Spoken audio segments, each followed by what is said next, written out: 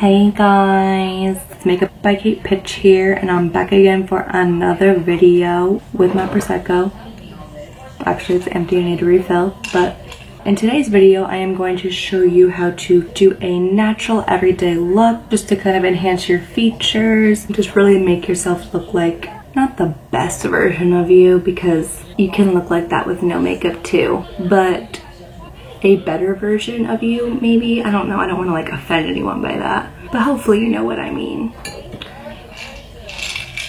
So if you are interested in how to get this look or need help with forming an everyday makeup routine, pour yourself a glass of Prosecco and stay tuned for the rest of this video.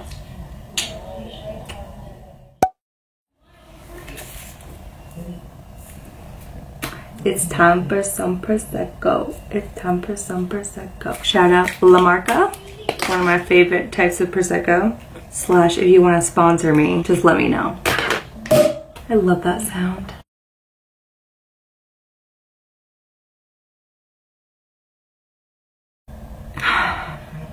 Fresh. Okay, so I thought I was gonna film yesterday, but then I opened the Prosecco and I had a glass and I got like really sleepy. And I was like, I'm not gonna film today. So I took a nap, which is why I'm in different clothing and, you know, the hair is not braided anymore. So please excuse my laziness. Just keep in mind that I have a little bit of rosacea and I'm breaking out really badly. The coverage and, you know, what I do is going to be a little bit more in-depth than maybe the regular everyday makeup tutorial. As I'm going, I will make recommendations for different products that might be a little bit more lightweight or a little bit less coverage, and also tell you what steps you could leave out if you want to.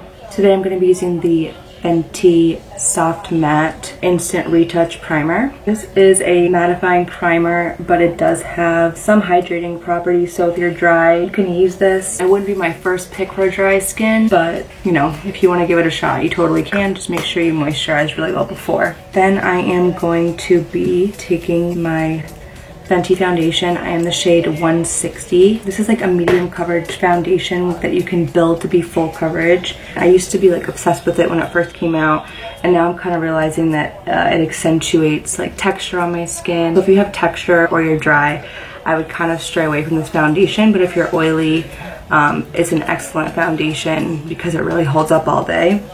So I am oily and I have texture, of course, like figures I would, but I like the way that it holds up on my skin, so that's why I'm going to use it. If you prefer like a BB cream, CC cream tinted moisturizer, then I would definitely recommend trying the CC cream from IT Cosmetics. I really like this one. It is more hydrating, so I find that it makes me look a little bit more shiny than I would like to at the end of the day, but that can always be fixed with setting powder. You could also try the Laura Mercier tinted moisturizer, the NARS tinted moisturizer. Those are good options for more normal to dry skin. And this would also be good for normal to dry skin as well. I'm just gonna take my beauty blender and we're just gonna blend this out. The beauty blender is really awesome because it makes everything look really airbrushed. You don't have to worry about seeing brush strokes or anything like that. The only downside is that you're supposed to clean it between every use, which I know people don't do. Next, I'm going to be taking the Lancome Teint Idole Ultra Camouflage Concealer. I'm using the shade 250. This is a great concealer. It has amazing coverage. A little bit goes a very long way, and it is very hydrating. So if you have dry under eyes, more mature skin, this is a great option for you. And I'm literally taking like that much. Okay, so I'm gonna take my finger and just tap it in the under eye area, and then I take the beauty blender and blend that out. Okay, so if you had any other spots that you wanted to cover besides the under eye area, you could go in and do that as well. I might do a little bit here because I have a little scar from a breakup that I had. Next, I'm going to set my face. For me, I have to do this just because my makeup will break up throughout the day because I get oily throughout the day. I'm going to be taking the damp beauty blender with the Laura Mercier translucent setting powder. The first thing I'm going to do is just set the under eye area, and then I am going to just quickly set the rest of my face. If you're gonna be going in with more powder products like blush and bronzer, I would definitely set your face just because the moisture from the foundation, tinted moisturizer, whatever you've applied as your base can absorb the pigment from the blush and bronzer if you don't set your face. If you're dry, just use the product very sparingly. You don't have to like cover your face in powder. Now I am going to be taking the Sephora Collection number 59 brush, and I'm going to be taking the Tarte Amazonian Clay bronzer in the shade Park Ave Princess. This is the matte version. For the bronzer, what I normally do is end up putting it like a 3 on my face. It's a pretty general rule that tends to work for all face shapes. Next, I am going to be taking the NARS blush in Orgasm and the powder brush from Bobbi Brown. And I'm just going to place it on the apple of my cheek and blend back toward the ear. This shade is pretty universally flattering. It does have a little shimmer in it, so if you prefer something more matte, you know, then maybe this wouldn't be the blush for you, but I do find that the shimmer is very finely milled, so it doesn't accentuate texture if you have more dry or mature skin. That's gonna be it for the face. So next we're going to be doing the brows. I think the brows are a really important step no matter what makeup look you're doing because they really just add structure and definition to the face. For a more detailed video on filling in the brows, you can check out my previous video, which I did a tutorial on how to naturally fill in your brows. I will put that in the description box below. I am going to be using the Anastasia Beverly Hills Brow Definer in the shade Medium Brown.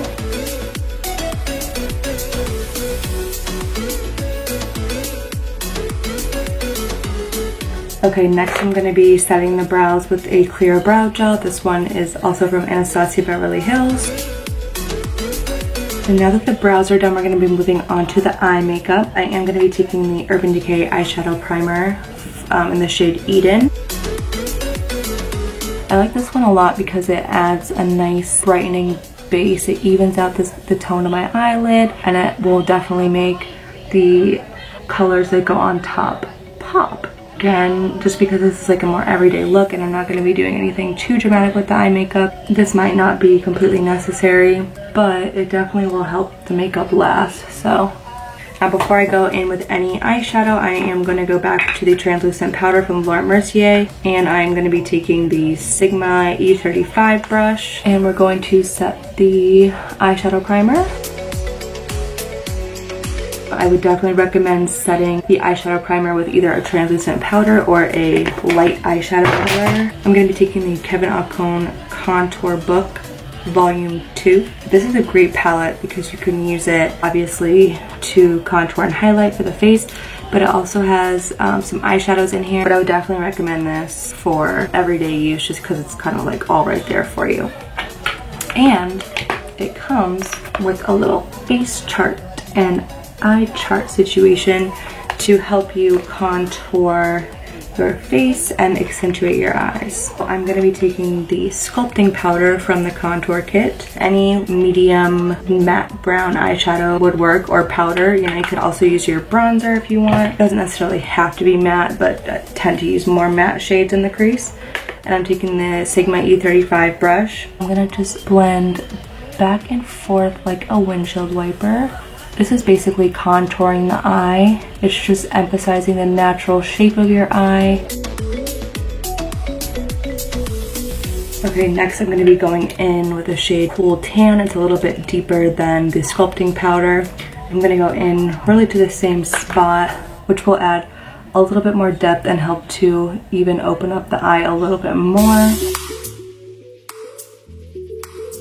And with eye makeup, you just want to be really soft with your pressure. There's no need to like jam your brush into the palette and the eyeshadow or be going at it on your eye. It'll make it much harder to blend and your eyeshadow won't look as soft. So just really be light with your pressure and you'll get much better results. On the lid, I am going to be taking the Morphe B10 brush, which is the first thing I grabbed that was a little bit more flat and small for the eyelid. And I'm gonna be taking the Candlelight powder from the same palette. I am just going to kind of tap that on the eyelid. You can see that this is just really brightening things up. If you don't like to use shimmer in your eye, you could just definitely use like light pink or a matte white eyeshadow, maybe off-white. White might be a little bit much, but you could definitely use that too. It doesn't have to have shimmer.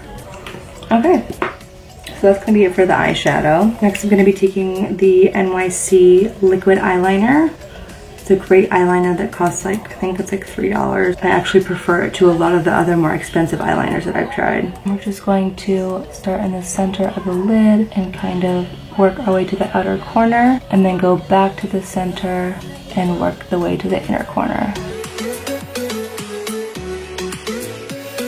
If it's easier for you, you could also take like a dark brown or a black eyeshadow and a really small brush and use that for eyeliner.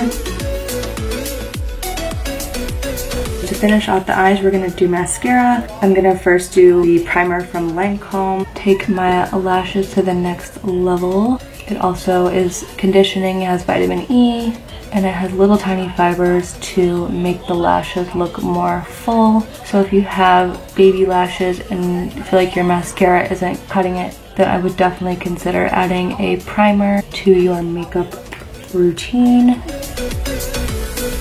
And then I'm gonna be taking the Marc Jacobs Velvet Noir mascara, my favorite mascara of life.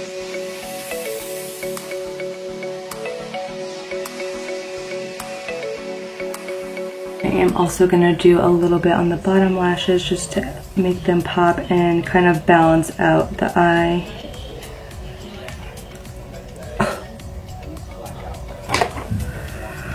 Oh my god. I'm gonna need some Prosecco after that. Okay, and last but not least, for the lips, I'm gonna be taking the Givenchy Rouge Interdent Vinyl, the shade number 16. It looks black, but it's really just going to kind of amp up my natural lip color. This is very similar to Clinique's Black Honey, which I also happen to really like. Sometimes I normally just will put on like a gloss lip balm. If you're more of a gloss or lip balm kind of person, then I recommend the Fresh Sugar Lip Caramel. I never finish anything ever because I have a shopping problem. It's almost empty. I'm very proud of myself. Okay, but anyways, and this is great because you like literally can just put it on like a lip balm. It offers just the right amount of color. It looks very natural, I think. Cheers to that. Okay, so this is the final look. I hope you guys enjoyed this video. Please like, comment, subscribe, yada yada yada, blah blah blah. You already know the drill. But like really, please subscribe. And yeah,